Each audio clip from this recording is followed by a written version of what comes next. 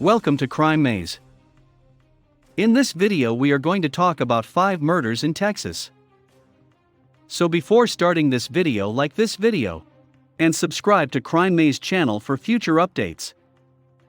Texas may no longer be the Wild West, but the country's second largest state has seen its fair share of horrible crimes throughout the years. Crimes committed in Texas, however, have not always resulted in justice, from serial killers who massacred scores of people to moms who drowned their own children. Sometimes the murders are apprehended, and other times, as in the instance of the Texarkana Moonlight Murders, cold-blooded criminals remain at large. Despite the fact that many of these Texas crimes are horrific, many have resulted in major, good reforms. For example, the assassination of Amber Hagerman prompted the formation of the Amber Alert, which continues to assist in the rescue of kidnapped children across the country, and the assassination of James Byrd Jr. prompted tighter hate crime laws, which helped to safeguard minorities and LGBTQ people. Nonetheless, Texas has been the site of some of the most heinous atrocities in American history. The Sutherland Springs and Luby's cafeteria shootings are still 2 of America's deadliest mass shootings.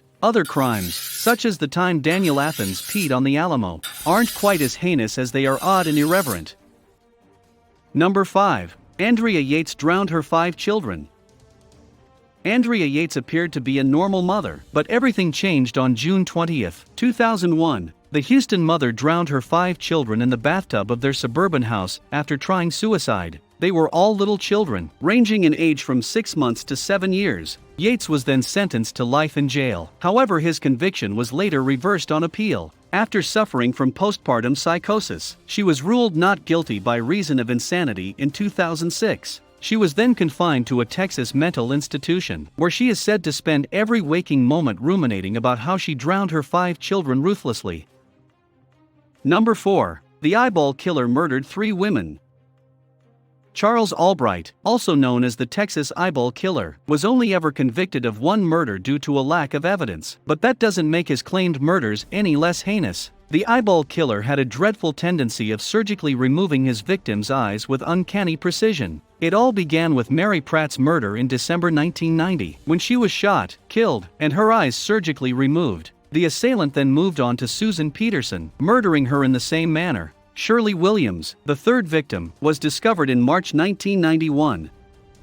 Although the circumstances surrounding her death were unusual, her eyes had been taken out, but not with the same precision. She also suffered severe face bruising and a broken nose, which the other victims did not have. In addition, an X-Acto knife point was discovered in her eye socket, and the bullets found in her body matched those found in Mary Pratt. The same weapon had been used by the assailant. Charles Albright, the police's chief suspect in the murders, was a taxidermist and exactly the type of guy who would know how to extract an eye correctly. After reportedly attempting to murder a 4th person who narrowly fled, he was apprehended by police. Albright is still doing time in a psychiatric facility in Lubbock, Texas, despite the fact that many people believe he was wrongfully convicted.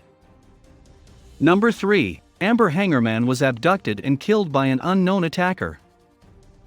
Amber Hagerman, 9 years old, was kidnapped from her Arlington, Texas home on January 13, 1996. Hagerman had been riding her bike with her brother around the block, according to her mother Donna Norris. Norris vanished just 8 minutes after taking her gaze away from Hagerman. Amber was reportedly screaming as she was being put into a pickup truck. According to witnesses, Amber's body was found naked except for a single sock at the bottom of a creek. Her neck had been slit, and she was naked except for a single sock.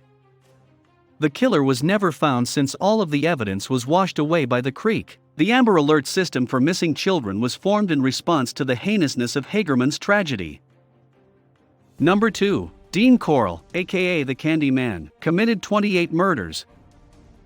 Dean Corle, also known as the Pied Piper or the Candy Man, was a vicious pedophile who murdered at least 28 youngsters over a 3-year period. Some claim he killed as many as 47 people, keeping the keys to each victim's car and residence as a souvenir. Corle's surname comes from his family's candy-making business, the Pecan Price. He became the vice president of his mother's confectionery firm after she divorced and launched her own. Nevertheless, his mother had allegedly fired him for making sexual attempts toward male colleagues. The candy shop was situated directly across the street from a school, making it an ideal location for him to recruit young victims. Corle's only targets were young men aged 13 to 20, whom he would entice into his apartment with the help of 2 teenage accomplices. David Brooks, a 12-year-old whom he had met in 1967, was one of those accomplices. He'd lure the guys into his apartment and then rape, beat, and torment them on a plywood torture board in his bedroom. This would sometimes go on for days before he would strangle or shoot them. The bodies were then wrapped in plastic sheets and dumped into one of Corle's 3 mass graves for his victims.